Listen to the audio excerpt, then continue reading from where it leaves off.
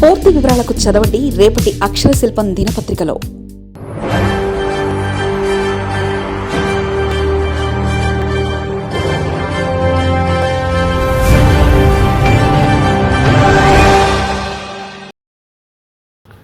పురంధేశ్వరిని పక్కన పెట్టారా? ఇక చిన్నమ్మకి పదవియోగం కష్టమేనా? జాతీయ అధ్యక్షురాలుగా స్పీకర్గా వినిపించిన పేర్లు, సామాజిక సమీకరణాల చిక్కుముడి, అడ్డంకిగా పెమ్మసాని, ఇతర ఫ్యాక్టర్స్.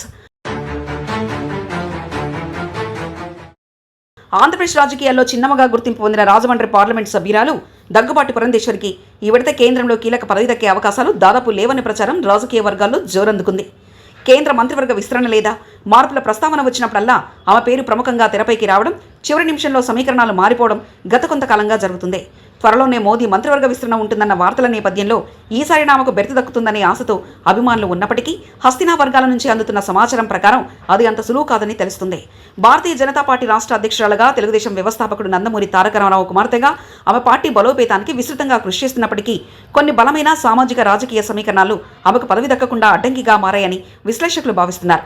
కేంద్రంలో పురంధేశ్వరికి మంత్రి పదవి దక్కకపోవడానికి ప్రధాన కారణం కూటమి రాజకీయాలు, సామాజిక సమీకరణాలేనని దిల్లీ వర్గాల ద్వారా తెలుస్తుంది.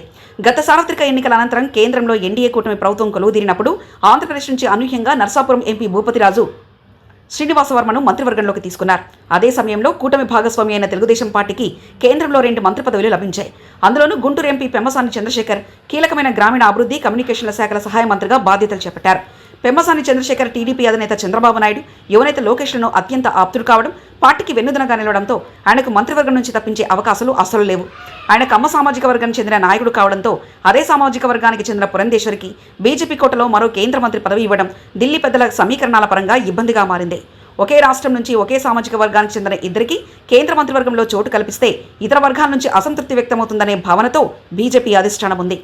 మంత్రి పదవి మాత్రమే కాకుండా జాతీయ స్థాయిలో పురంధేశ్వరి పేరు మరికొన్ని కీలక పదవులకు కూడా ఒక దశలో బలంగా వినిపించింది.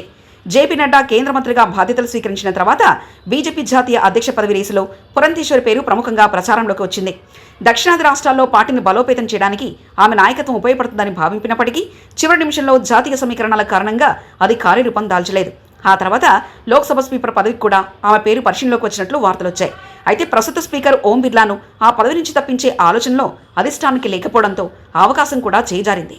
ఇలా వరుసగా పెద్ద పదవుల రేసులో నిలిచినప్పటికీ పొలిటికల్ ఈక్వేషన్ సరిపోకపోవడంతో ఆమెకు నిరాశ మిగిలింది. ప్రస్తుత రాజకీయ పరిస్థితులను బట్టి చూస్తే రానున్న 3 ఏళ్ల కాలంలో పురంధేశ్వరికి కేంద్ర ప్రభుత్వంలో కానీ అటు పార్టీ జాతీయ విభాగంలో కానీ ఎటువంటి కీలక పదవులు దక్కే అవకాశం లేదని స్పష్టమవుతుంది. పొరుగు రాష్ట్రమైన తెలంగాణలో బీజేపీ 8 లోక్సభ స్థానాలను గెలుచుకోవడంతో అక్కడి నుంచి ఇద్దరికి మంత్రివర్గంలో చోటు కల్పించాల్సి వచ్చింది. ఏపీ కూటమి ధర్మం కారణంగా టీడీపీకి ప్రాధాన్యత ఇవ్వాల్సి వస్తుంది. ఈ నేపథ్యంలో పురంధేశ్వరి విషయం కేంద్ర నాయకత్వం ఒక స్పష్టమైన ధోరణికి వచ్చినట్లుగా తెలుస్తుంది.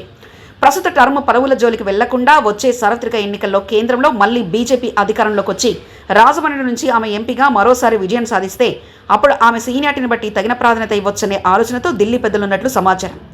కేంద్రంలో పదవుల సమీకరణాలు ఎలా ఉన్నప్పటికీ పురంధేశ్వరి మాత్రం తన రాజకీయ భవిష్యత్తుకు పునాది అయిన రాజమండ్రి పార్లమెంటు నియోజకవర్గంపైనే పూర్తి స్థాయిలో దృష్టి కేంద్రీకరించారు. అధిష్టాన నిర్ణయాలపై ఆందోళన చెందకుండా తన నియోజకవర్గ ప్రజలకు అందుబాటులో ఉంటూ స్థానిక సమస్యల పరిష్కారానికి కృషి చేస్తున్నారు. వచ్చే ఎన్నికల నాటికి నియోజకవర్గంలో తన పట్టును మరింత పటిష్టం చేసుకోవడమే లక్ష్యంగా ఆమె ఎక్కువ సమయాన్ని రాజమండ్రిలోనే గడుపుతున్నారట. ఇటు పార్టీ కార్యకర్తలను సమన్వయం చేసుకుంటూ అటు కూటమిలోని మిగిలిన పార్టీల నాయకులతో సఖ్యతగా ఉంటూ తన రాజకీయ స్థానాన్ని కాపాడుకునే వ్యూహంలో ఆమె బిజీగా ఉన్నారు. పదవులు దక్కకపోయినా ప్రజాక్షేత్రంలోనే ఉంటూ తన బలాన్ని నిరూపించుకునే పట్టుదలతో చిన్నమ్మ ముందుకు సాగుతున్నారు. మరిన్ని కథనాల కోసం సబ్స్క్రైబ్ చేసుకోండి మీ అక్షర శిల్పం. పూర్తి వివరాలకు చదవండి రేపటి అక్షర శిల్పం దినపత్రికలో.